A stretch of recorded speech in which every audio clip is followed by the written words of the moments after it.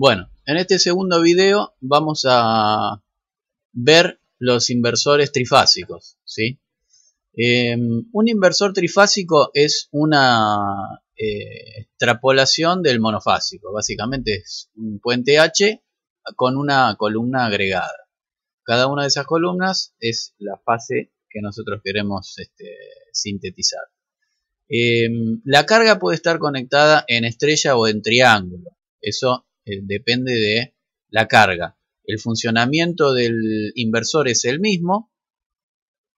Lo que va a cambiar son las tensiones que caen, digamos, las tensiones que caen sobre las impedancias de carga, dependiendo de si está esto conectado en estrella o en triángulo. Bueno, la primera, al igual que con el inversor monofásico, tenemos básicamente dos funcionamientos, en onda cuadrada y en PW.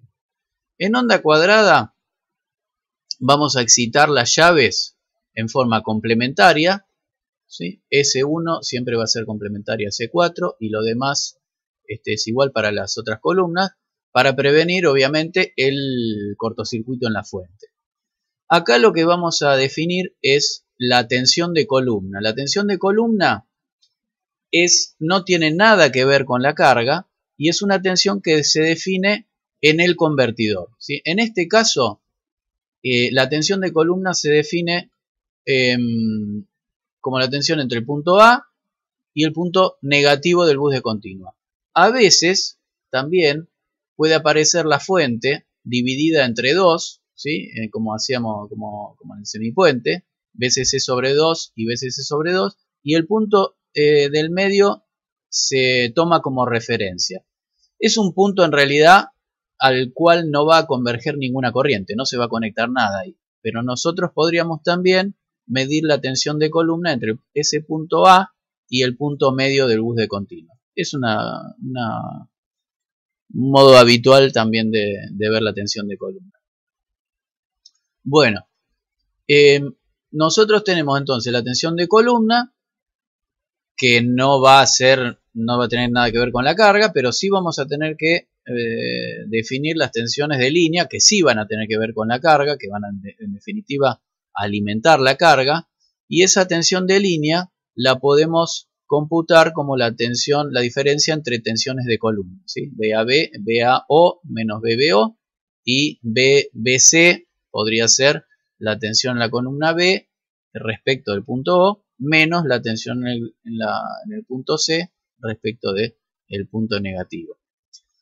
Como dije, la excitación de las llaves en este modo de funcionamiento va a ser a 180 grados, es decir, las llaves van a conducir en forma complementaria. Fíjense que el estado de S1 es complementario al estado de S4, mientras S1 es 1, S4 es 0. Eso va a definir la tensión entre el punto A y el punto O. Y lo mismo con las otras columnas. Lo que obviamente vamos a hacer es desfasar las tensiones de columna en 120 grados para poder lograr un sistema trifásico equilibrado o balanceado. Entonces, si nosotros hacemos la resta entre la tensión BAO, que sería esta que está acá, y la tensión BBO, fíjense que en este intervalo de tiempo, la resta entre esas dos da BAB. Si yo avanzo un poquito más, la tensión de columna entre la columna A, o mejor dicho, la tensión en la columna A y en la columna B van a ser BCC, su resta va a ser 0, estamos en este punto, y si avanzo un poquito más en el tiempo, la tensión de línea en función de esas tensiones de columna va a ser menos BCC. De tal manera que si yo repito esa secuencia, a mí me queda una forma de onda tipo la monopulso que veíamos en el monofásico, en donde el ángulo, este ángulo que nosotros llamamos alfa previamente, es igual a pi sobre 6. Bueno, Ahora interesa de alguna manera conocer cuál es la tensión en las fases de la carga, ¿sí? La tensión de fase es la tensión entre el punto C y el punto N. Es un neutro, que en realidad no es un neutro, es un centro de estrella. No está conectado al generador, no está conectado a ningún lado. Entonces, nosotros podríamos expresar haciendo el Kirchhoff, este Kirchhoff que está acá, volviendo por acá, expresar las tensiones de columna como las tensiones de fase y la tensión entre el neutro, este neutro o centro de estrella y el punto O. Ahora bien, ¿qué pasa? Como la suma de corrientes de línea tiene que ser cero, porque esto es un supernodo, todo lo que sale tiene que entrar, concluimos de ahí que las tensiones de fase tienen que ser cero, es decir, la suma de tensiones de fase tiene que ser cero. De ahí yo podría despejar la tensión entre el neutro y el origen o el negativo de luz de continua, y luego de calcular esta tensión yo puedo calcular ahora sí las tensiones de fase como las tensiones de columna menos las tensiones o la tensión entre el neutro y el punto negativo de luz. Si hago eso se puede hacer gráficamente, obtengo tensiones como las que vemos acá, que son tensiones de alguna manera con varios niveles, ¿sí?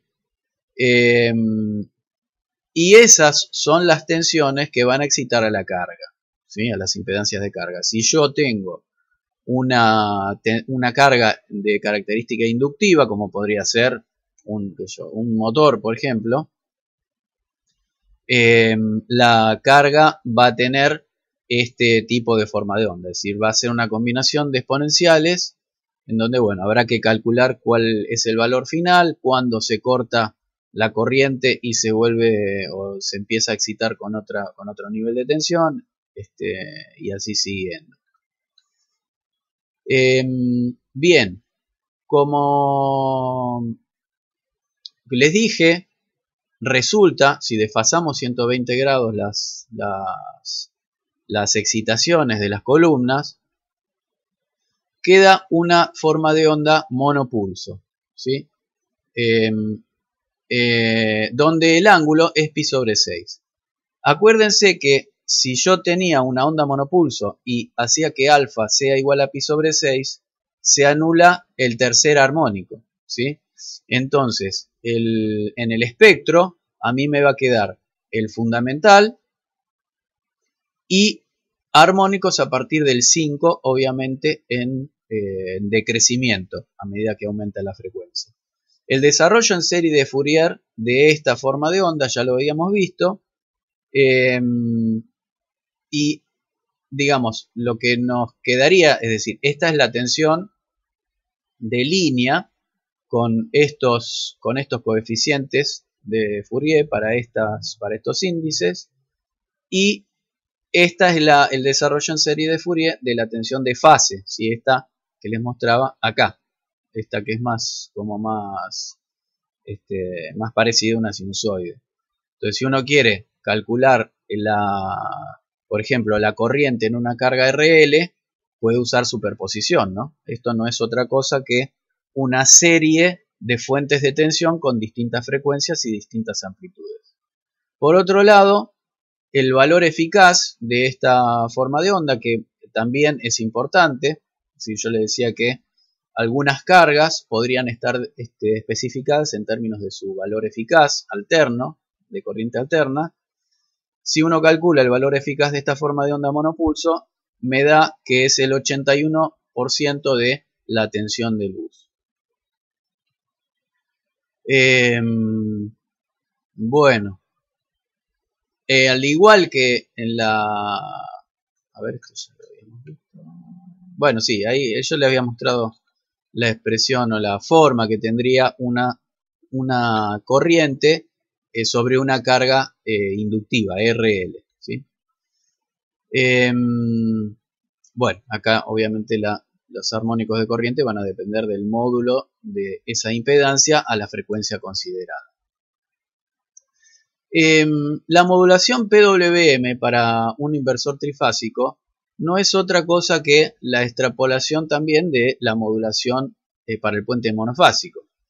La única diferencia en este punto es que así como las referencias sinusoidales estaban desfasadas, acá fíjense que yo desfasé, en el monofásico uno podía tener una referencia y dos portadoras desfasadas 180 grados, o las portadoras desfasadas 180 grados y digamos, poder intercambiar los roles. Es decir, una referencia con dos portadoras o dos portadoras con una referencia. Acá se va a preferir tener una sola portadora y desfasar las referencias en 120 grados. ¿Para qué? Para poder representar en la forma de onda conmutada la fundamental, ¿sí?, de esta referencia que está acá.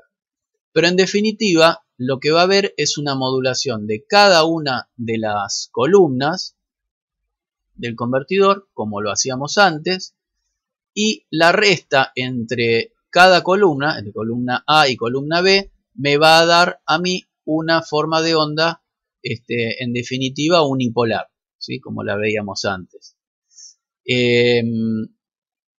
Además, por otra parte, yo voy a poder definir, como lo hice recién, la tensión de fase si es que la carga está conectada en estrella, ¿sí? Si la carga está conectada en triángulo, no va a haber en realidad tensión de fase. La va a haber, pero con respecto a un neutro ficticio, un centro de estrella ficticio. En definitiva, si yo tengo mi carga conectada en estrella, lo que voy a tener es algo similar a esto que está acá, es decir, la cantidad de pulsos va a aumentar con respecto a la tensión de, con respecto a la tensión de línea. Fíjense, acá tengo 1, 2, 3 niveles y acá tengo 1, 2, 3, 4 niveles, ¿sí? En esta modulación PWM también va a pasar lo mismo, 1, 2, 3, 4 niveles, de tal manera que en efecto la forma de onda de tensión de fase va a tener un contenido armónico aún menor que la tensión de línea. Bueno, acá están de alguna manera el desarrollo en serie de Fourier de la modulación para el inversor trifásico, en donde me resulta una tensión eficaz entre líneas que está dada por esta constante proporcionalidad, la tensión del bus y el índice de modulación. Fíjense que de nuevo hay una relación lineal entre el índice de modulación y la fundamental que sale por la salida del inversor, por las piernas del inversor.